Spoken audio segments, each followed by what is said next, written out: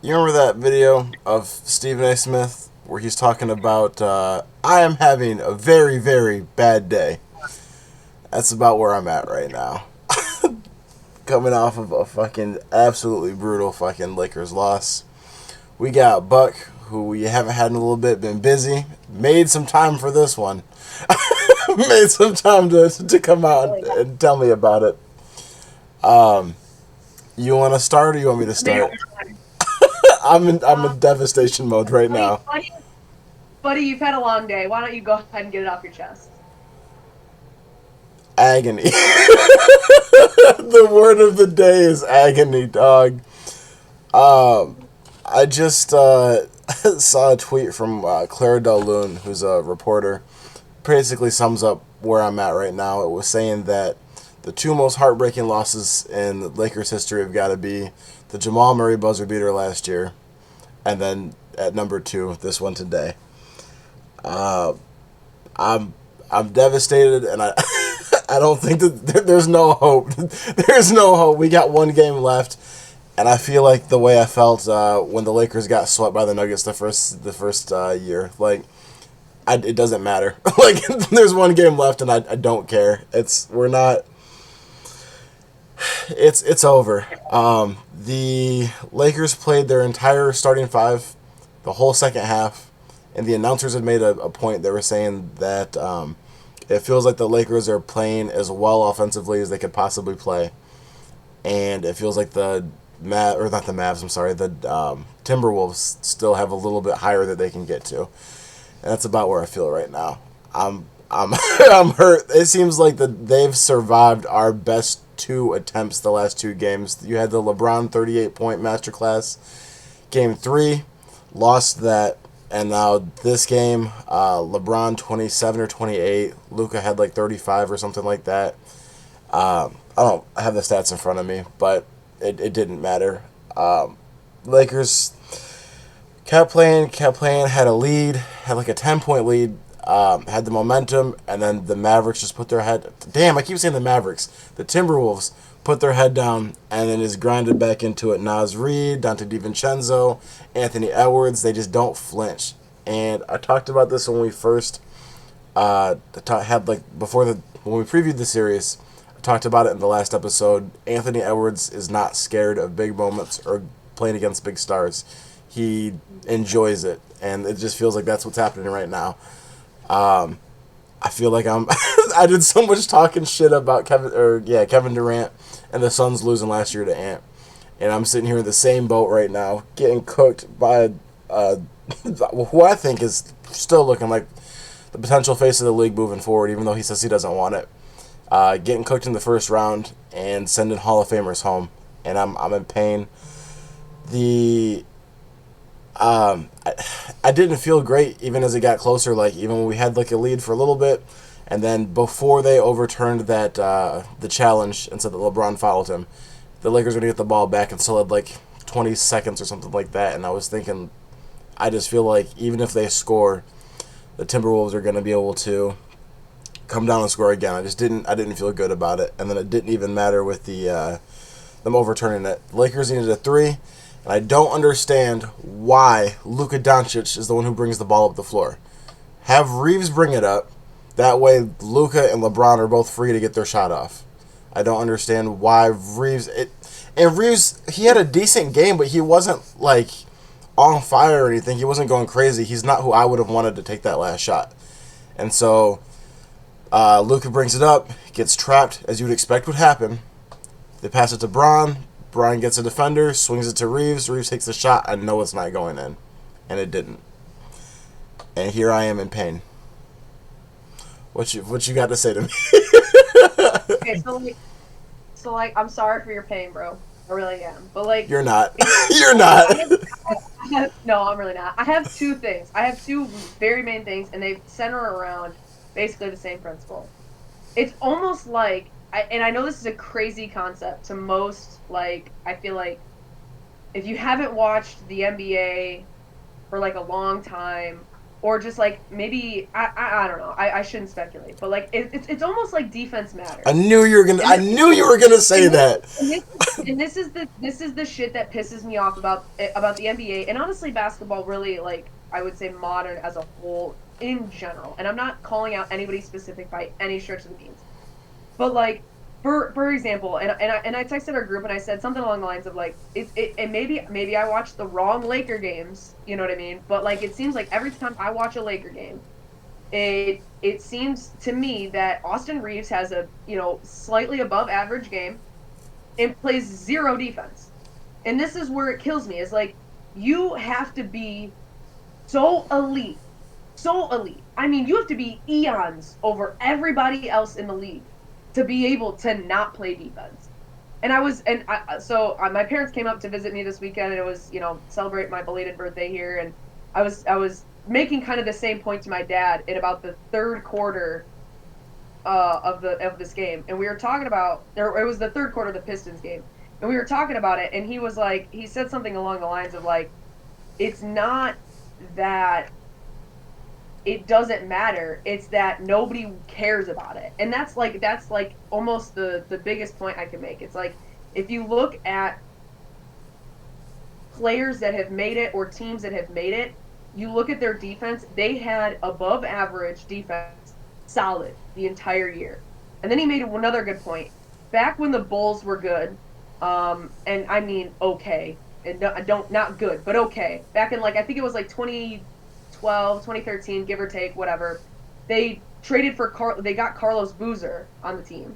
And Carlos Boozer was kind of like, at the time was a really, really good player. He's a premier player to go back to to go to the Bulls. It was young in Jimmy Butler's career, young in Derrick Rose's career. I think Joakim Noah was on the team at the time. I can't remember who else. But anyway, the point of the matter is Tom Thibodeau was the coach. And he almost never played Carlos Boozer in the fourth quarter because Carlos Boozer barely played defense. And he said, get your shit in the first three quarters, but when it comes down to it, you need to play defense. And I guess that's my biggest point throughout this whole thing. And another point that you made of when Luka was bringing the ball up at the very end of the game, right? And you're like, I would have liked to see Austin Reeves bring up that ball and leave Luka and LeBron open. And see, right there, I feel like that in and of itself proves my point of probably whatever, how many episodes ago of he's not ready to be a big three. And I'm not saying that next season comes out. I'm not saying next season doesn't come out and they are the big three. If he continues to work on the trajectory that he has been on, fully agree they're about there. But the problem is you have to play both sides of the floor. Luka is a phenomenal, probably one of the best offensive players, especially at his age, that we have seen in a long time, probably since Kobe. But you know what he also does? He plays defense. He plays pretty good defense. You know what I mean? He doesn't play the best defense, but he does his job on defense. The play specifically that Reeves got the elbow from Rudy Gobert in the face. I'm Austin Reeves is obviously clearly shorter than Rudy Gobert, right? And shorter, I think, than the guy that was in front of him, the Wolves player that was in front of him. I can't remember who it was. But if Austin Reeves would have actually boxed Rudy Gobert out in that situation, he might have A, not gotten the elbow to the face, and B, might have gotten the possession of the ball. So you see what I'm saying? Like, and I know that's a little minute part of the game. I think it was probably in the third quarter or maybe early in the fourth. So the play probably didn't matter. But at the end of the day, like you had said, to your point, great players, elite players, they get it done at the end of the day. Ant got it done. Ant got it done.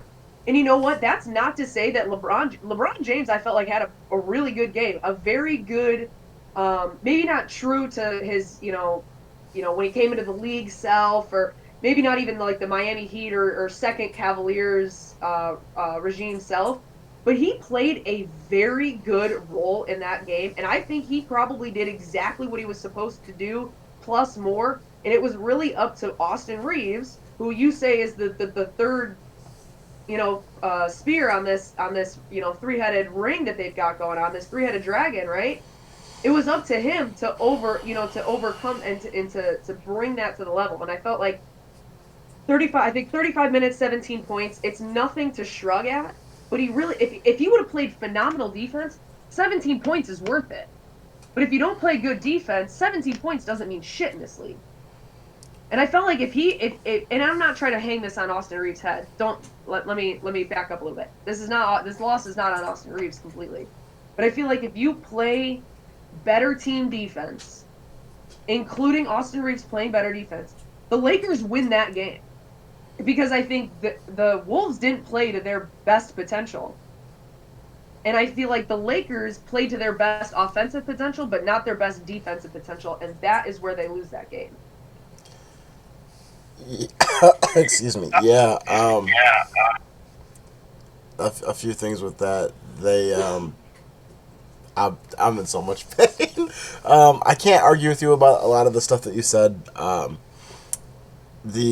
I mean, I don't think that Austin Reeves, me not wanting Reeves to take the final shot, doesn't make him part of a big three. I just think that even any big three that you have, there's a hierarchy of those three players, and I still think that you would want LeBron or Luka taking that final shot, and I feel like that whoever brings the ball up, because there was only 10 seconds when they inbounded it, there was no timeout, so you're going to probably trap the person that brings the ball up, which is why I would want Reeves, because he's the third of that three. You know what I mean? He's got a good handle.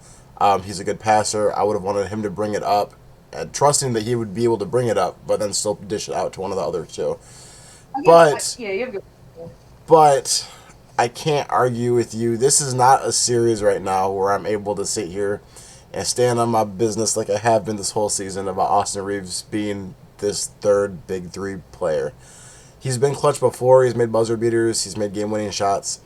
And this series, I feel like he has not been exceptional. He's not been the star that that we've needed. If you get on Twitter right now, Lakers Twitter has been since the first half, like since halftime, saying we need to get Yeah. rid of Reeves, saying we need to trade him for something, which I don't agree with. But there's a lot of eyeballs on him right now. He had a scoreless first half, and like you said, 17 points all in the second half, but it wasn't enough, and It's not enough.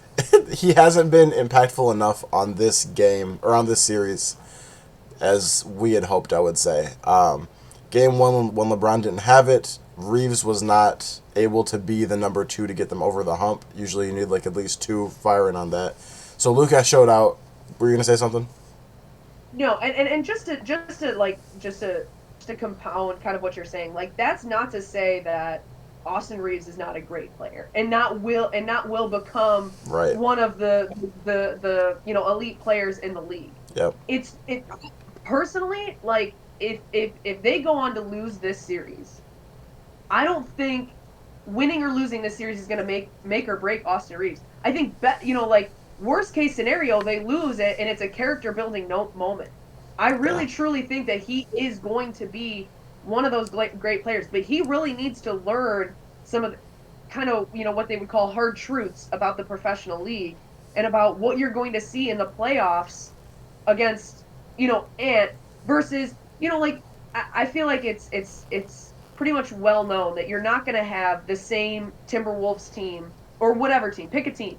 You're not going to see the same team in, let's say, November as you would now. Yeah. It's going to be different in some respect, and I feel like the way that the individual players play, as well as team scheme or injuries or other things or other outside adversities come into play.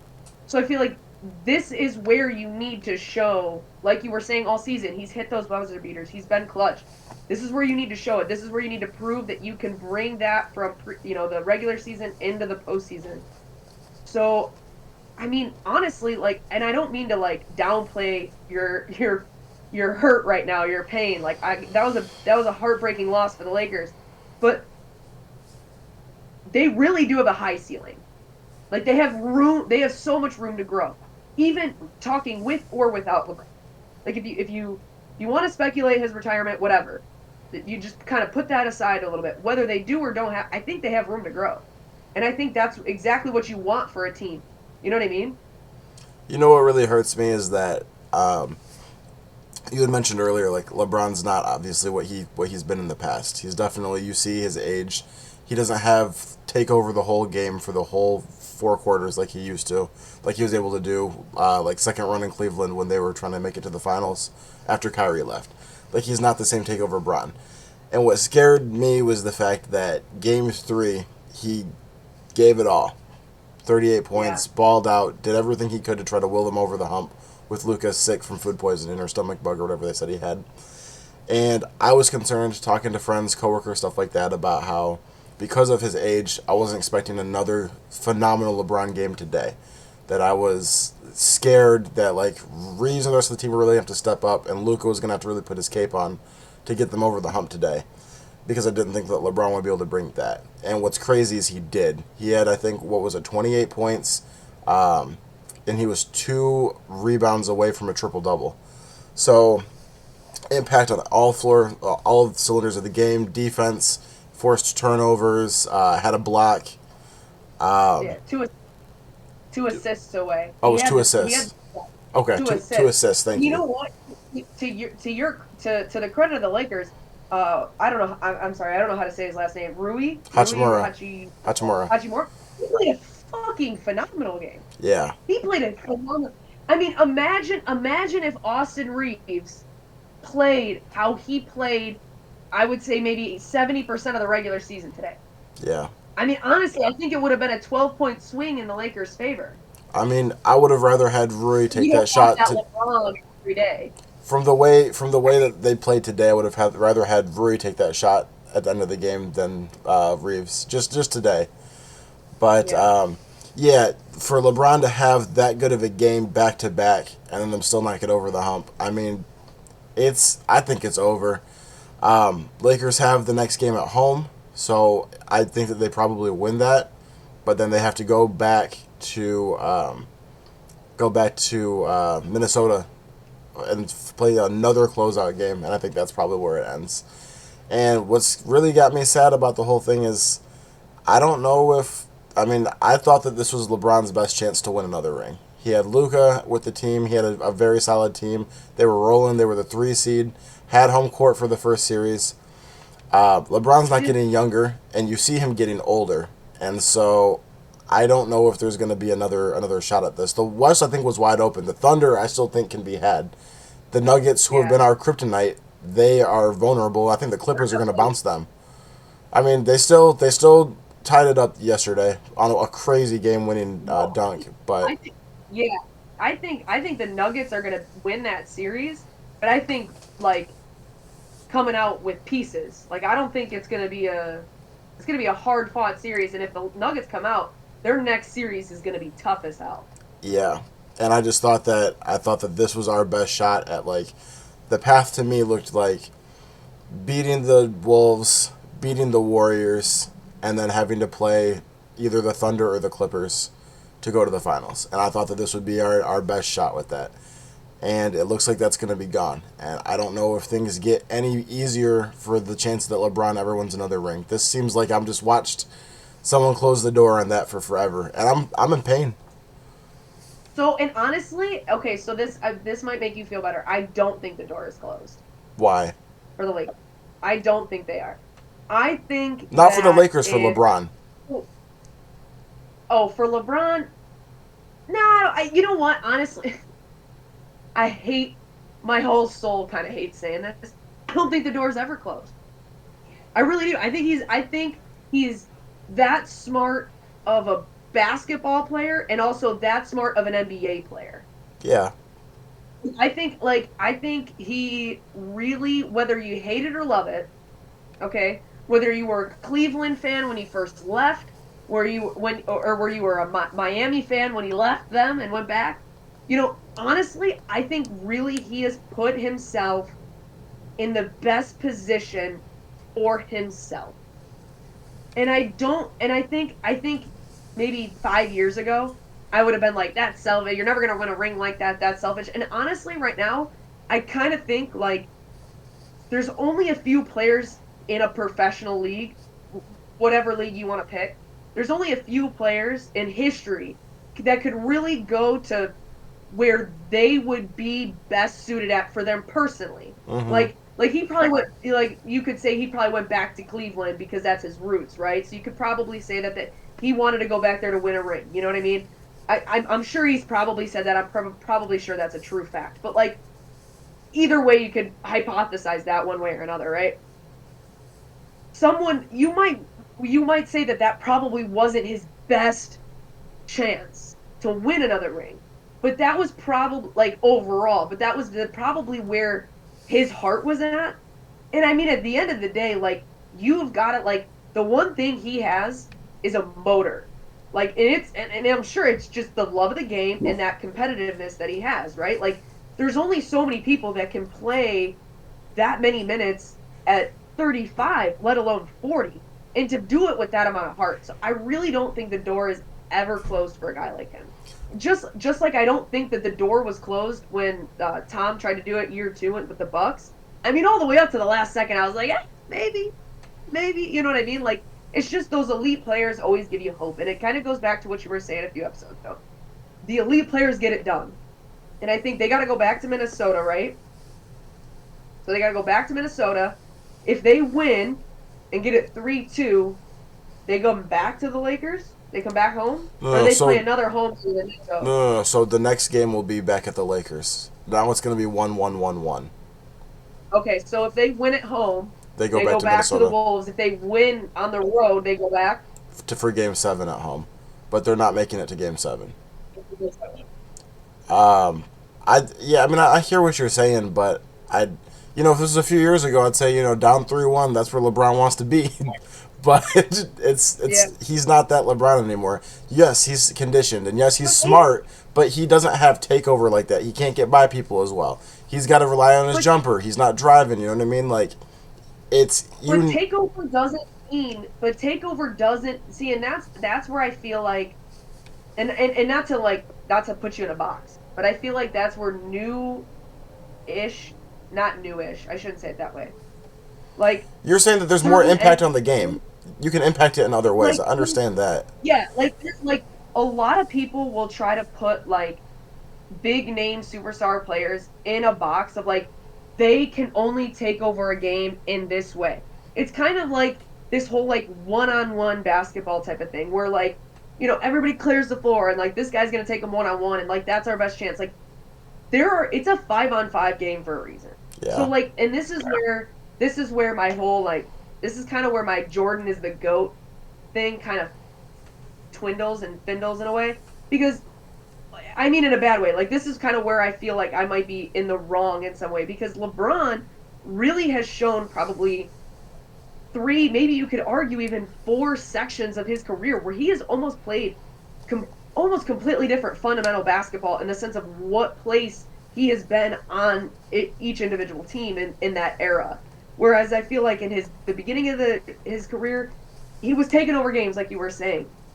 I feel like a lot of times now he can really impact the game by being that vet, to Austin Reeves Here's my and, thing. and to Reed. Here's my And thing with like that though, I right? feel like those players have that potential, but they just don't have anybody else. That's the bad part. Well, that's the whole point though, is that at this stage in the game, if you're not able to score all of the buckets that you need, your impact on the game can only go so far. LeBron's had steals, he's had blocks, he's had assists, he's had rebounds, he had just shy of a triple double today. The last game, he Yeah, had all those points and all the rest of the impact in the game, and what has it gotten them?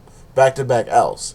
I remember a but time in 2018 when they're trying to get to the finals, and LeBron, they had like 4 seconds left on the clock. LeBron goes coast to coast, hit that crazy shot against the Raptors yeah, to end that shit. yeah, What yeah. happened today But, when they needed a but what I'm bucket? saying is, not every player.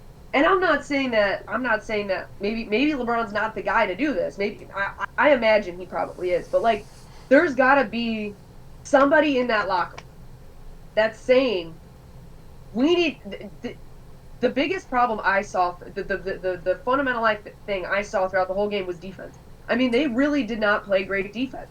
They had the rebounds, they had the stats. I don't give a shit about the stats. I watched the game. Yeah, and I one of don't the best. care how many minutes you played. I don't care how many rebounds you had. I watched the game. If somebody, if the Timberwolves player, if Rudy Gobert tips the ball on accident the wrong way, and LeBron can that's a hit, that's LeBron's rebound. I'm not Right, saying this happened. I'm just saying like right. But not one, stats don't tell the story. what's And my cons- my my perspective is that if LeBron can get these players, and I don't know if he's the guy because really he hasn't played. I mean, he's played pretty good defense for himself, but like you're not looking back at any of the teams that LeBron was on and being like they played that was the best team defense. You know what I mean? Maybe I'm wrong, but I feel like that's not the thing that he's really known for. That's what they need to be known for now. That's what they need to be doing because even if you have Austin Reeves scoring 17 points only in the second half, what if Ant only scored 10 in the second half? What if they locked him up? yeah, but then that goes down to the fact that Luka is not. If you're looking at your best players on the team, right? There's five. They played five people the whole second half, right? Luka's not known for his defense. That he gets hunted often. LeBron is 40 years old and probably played the best defense out there tonight. You know what I mean? Vanderbilt, who's a really good wing perimeter defender, did not play the second half. Like, you know what I mean? Like, you got Rory and LeBron really playing the best defense on. You know what I mean? Like, what else is there? Like, you know what I mean? It almost seems like they peaked for what their potential was today, and it didn't matter. Yeah, And that's where I'm concerned. Moving forward, I the like love. Shea is going to get better. The Clippers seem to have figured something out. If Kawhi can stay healthy, the Nuggets aren't going anywhere. The Rockets are only going to get better. The Grizzlies could potentially get better. If the Mavs get another player or they get healthy, they could be a problem. Like, you know what I mean? The West isn't getting any easier, and LeBron's getting older, and that's where I'm. That's where the sadness comes from. I love. First of all, I just have to point out, like, we could talk about this all day, but I just love that you're pessimistic about LeBron's chances to win the chip. This is just such a happy time for me. Like this, honestly, like I could play this recording of you being pessimistic, like over and over and over. Like an era is over for me about you and LeBron. I love it. I love it. It's great. It's It's great. I'm yeah, so sorry. I'm yeah. so I sorry. mean, But I'm fucking. I'm in pain, dog. I'm in pain. This was like I said. This was seemed like the last good chance they've got. So I mean, I don't know what's gonna happen next season. That's gonna somehow make me feel better than I did going into this playoffs. This playoffs is the best I've felt so far. Now, as far as me getting to yeah, rub shit in your face moving forward, we're still gonna have Luca on the Lakers for forever, and Luca is baby LeBron. Like, you know what I mean? yeah. I'm still gonna get my shit off for the next few years. But as far as I still think I still think at the end of the day, like really, honest to God, at the end of the day, if they could put together the same, roughly the same stat line that they did tonight, with Austin Reeves maybe being a little bit more impactful offensively in the first half, and all five players, LeBron does LeBron, whatever. So maybe the other four players decide that, hey, there's another side of the court where like the other team is trying to score, so like maybe we try to stop them. Like that would be great. That would be yeah, great I mean, because I feel like to compare the Detroit Knicks game, I yeah, feel like I feel like there was really good defense played on both sides. That I feel like I wouldn't contribute all 20 or something Pistons turnovers to the best defense played on the planet by the Knicks, but I would say they played pretty good defense for this era of basketball, which is primarily offensive minded. yeah. One more thing about the Lakers, and then I do want to touch on the Pistons game for a few minutes. But part of the defense too that we're not talking about is the fact that, and I understand that it's a whole game, and you're talking about other things that happen throughout the course of the game, but what's a difficult situation is to play five players the whole second half, no rest other than timeouts, and then still expect them to Yeah, play phenomenal defense. 100%, 100%. I agree with you. It's a hard choice because what do you do? What do you do as a coach? Do you every time Ant is off the floor, do you take Luca off? You know what I Yeah, mean? Or do you take LeBron off? Like how do you manage that as a coach? Honestly, I don't know.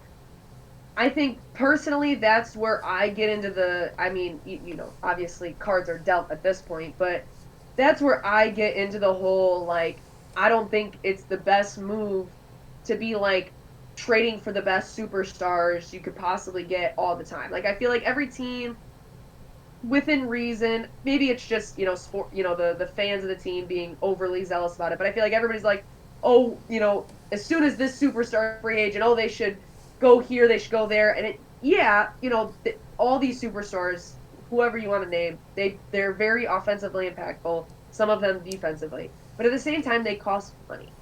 And They like the NBA is pretty solid salary cap. The shit's confusing as all get out, obviously, as we tried to discuss with the whole Maverick situation. But like, I mean, at the end of the day, like when you don't develop your 6, 7, 8 man, you're screwed. You're well, screwed when it comes to the playoffs because you just played 60 games.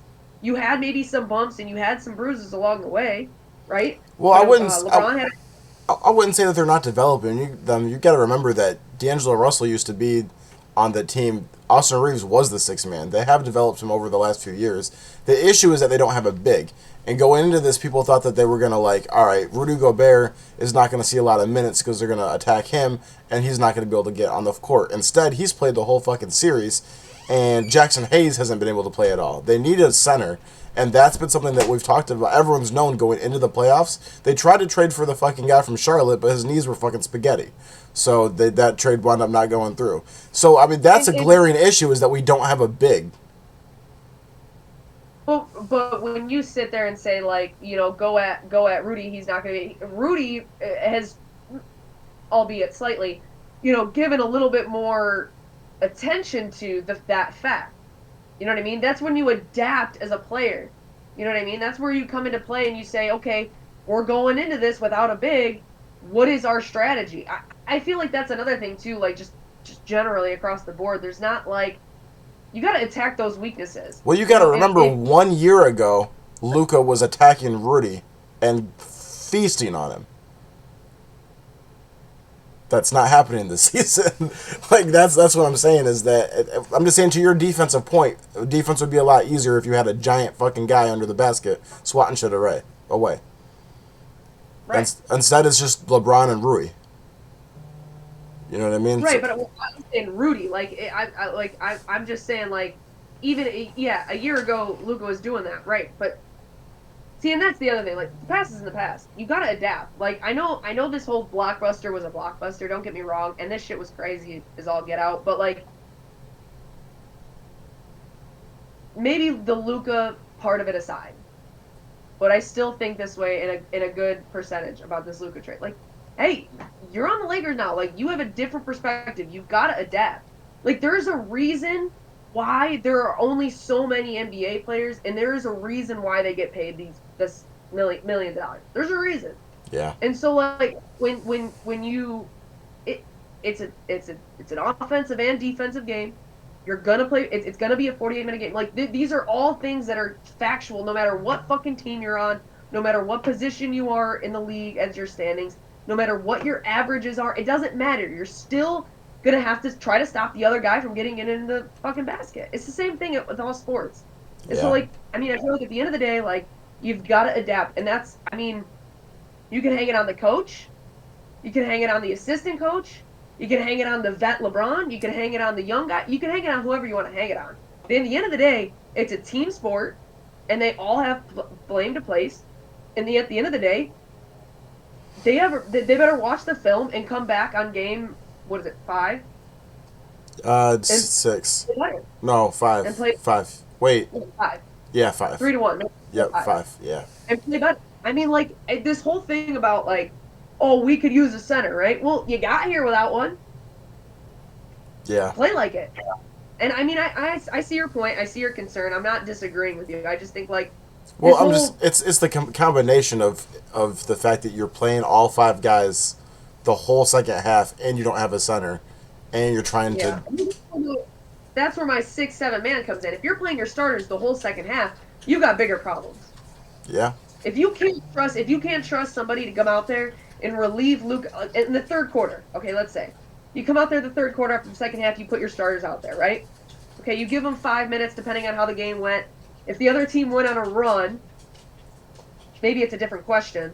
But if it was a generally, back and forth game for the first, give it 3, 5 minutes, you give your stars a rest. If you don't have somebody that can come out on the court for 3, 5 minutes and not just utterly destroy the momentum or lack thereof that has been going on, I mean, You don't have a full team, Well, I and mean, that's where like they've had rotations the rest the other 4 game or the other 3 games. The issue was just they viewed this as a must win. They were like, we need to get this mission, this game. We need to bring this home. Because they did and there's rotations. They did rotations the first 3 games. You know what I mean? They won one out of the 2 of them. They were. I think JJ was just like, we're selling out the next game because role players play better at home than on the road, right? So JJ was like, look, we've got our 5 best guys. You need to bring this home. You will get rest next game because the role players will be at home. And the fucking issue is that they didn't get that it's done. a rough way to look. That's a rough way to look at it when you've got a 40-year-old on your team. That's a decent way of looking at it when everybody's below 27. And LeBron played the most minutes. He played one more minute than Luka. And I'm not saying he probably was like, I'm going to play the minutes no matter what. You know, he might have said that I'm going to play no matter what. But like, I mean, I don't know. I think that you. I'm I not think that saying the. that rest would have made a difference. I think that we've seen the last 2 games LeBron give every single thing that he's got to try to bring home these 2 games, and they couldn't get it done. And that's why I'm depressed going into Game 5. So Rudy Gobert. All right, Rudy Gobert wasn't the solution. It was fucking Nas Reed. It was fucking Ant Edwards. It was. They said that Nas Reed hasn't missed a fourth quarter shot yet. That motherfucker has ice in his veins, bro. Ant and fucking Nas Reed are clutch. You got DiVincenzo and fucking Jaden McDaniels chipping in on that too. Let alone Julius Randle. Like, yeah, it's. I think it's insurmountable. But that's the thing, though. Somebody that can, when you have somebody that can make those shots like Nas Reed off the bench, you're golden. Yeah. You know what I mean? And this is kind of where I'm at with like Austin Reeves of like being that transition from off the bench player to being a starter is like that's where this shit matters. You need to have somebody that I don't want to say replaces because that's not a good word, but replaces that role of that 6th man. It's important. It's a team sport for a fucking reason. Yeah. I mean, that's true. Um, Anything else? I want to touch on the Pistons Knicks for a second. Did you have anything else about this Lakers game? Let's get into the Pistons depressing ending. As if I've had to go through the most brutal fucking 2 game stretch of maybe my basketball fucking existence today. Pistons back and forth with the fucking Knicks, and Tim Hardaway Jr. was definitely fouled on that final play. He should have been shooting free throws, and I mean they even came out. They've already announced, like, the fucking crew chief or whatever, like, yeah, we missed it. That doesn't fucking do any good, bro. And I hate. That shit grinds my gears, bro. It doesn't fucking matter. They do all, and Detroit consistently has to deal with that. I'm so fucking hurt from the fucking Seahawks fucking wild card game where they knocked the ball out of the back of the end zone and fucking came out. Yeah, we fucked it up. We know you fucked it up. And what does that get us, dog? Another loss. And so now, instead of being fucking tied 2-2, going back to New York, we're down 3-1, going back to New York, where they're probably going to get fucking closed out. And it was a foul. And the whole fucking world knows it was a foul, except for apparently the fucking refs that were there. And see, and this is what I don't understand about the replay center. Isn't that what the Yes! fucking replay Yes! center for? This is the shit that pisses me off in the NFL. It pisses me off in any professional sport that has a replay center. This pisses me off because I don't care that you want to keep the integrity of the sport of the referees on the court. I don't give a shit. Okay, you obviously Spencer, you obviously came out and said you were wrong. So why not make it right when it fucking matters? He still has to shoot the fucking free throws, and clearly no NBA player can shoot above fucking like 80% in the fucking free throw world. So it's still a fucking shot. They only needed 1 point. It would have been three. It would have been fucking 3 shots to get 1 point to tie the game. I don't understand that either. That is the shit that it's the first down shit in the Bills game with the playoffs. It's shit like that. Like, why not fix it when it matters? Why are you coming out and telling the whole world that, hey, you know this game that we officiate to make fair? Well, hey, We fucked it up. It wasn't fair. We wanted you to come and sit down and spend 3 hours of your fucking night to watch your favorite team in the fucking playoffs. And you know what? We fucked it up, and we're gonna tell you straight to your face 2 minutes after the game. Yep, and they could have just taken it. Hey, hold on 1 second. Let's take a quick review. Make sure that it. Oh, foul. All right, you know what I mean. But nope, they just want to get the fuck out of there and go home, and then tell us afterwards that it's over. And the other part of this is somebody made the comments. Yeah, somebody made the comments to me one time about this subject, and they were like, "Well, they got to keep the game moving. If they make the game too long, nobody will watch." It was the end And of I'm the like, game.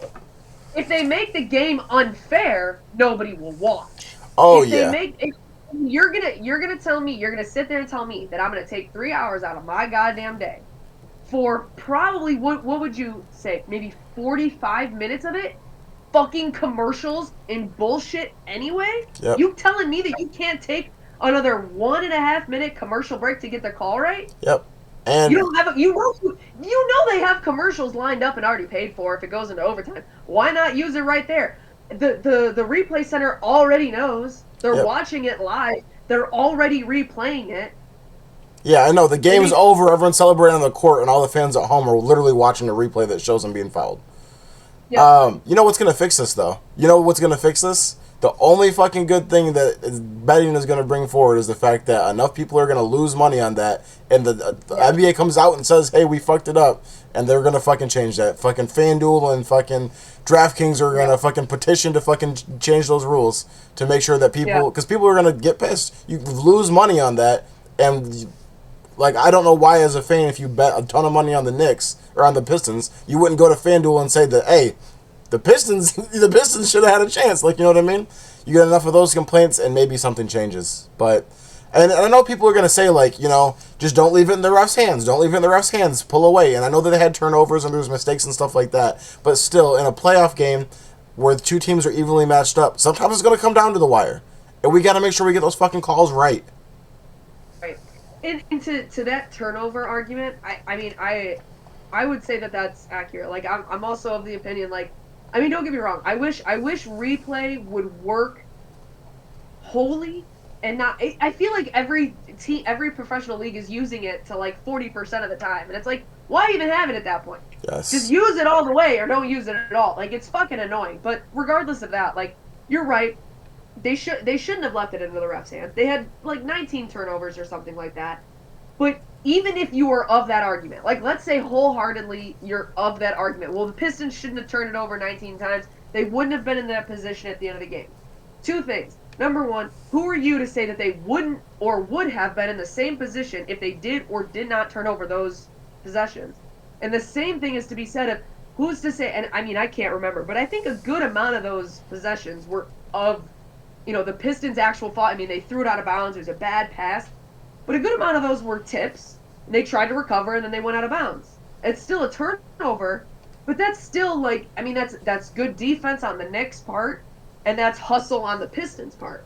So who's to say, let's say if we cut it relatively in half, to say 10 of them weren't relatively game related, a tip here, a tip there goes the wrong way, whatever, and 9 of them were bad passes. So now you're going to say that they lost the game over 9 turnovers, which I'm sure the Knicks had probably 4 or 5 anyway? Well, even if it was like, all right, the turnovers were all because of the Knicks playing good defense, right? If fucking Tim Hardaway Jr. is allowed to fucking make those free throws and they get out of there with the win, then the Knicks won the Pistons won despite the Knicks having this great defense. Then it's a different Right, story. right, Look at them right, overcoming this amazing defense to still get it done. right, right, right. Today's been a Either, devastating day. either way, if you look at it like the Knicks had great defense and the Pistons just they didn't have good enough scheme to get out of this great defense. They turned over the ball, right? You're of that opinion. Like even still, wouldn't you want the game still called fairly? Yep. Yep. If you're You. gonna call the same foul 5 minutes left in the fourth, call the same foul with 4 seconds left. Yep.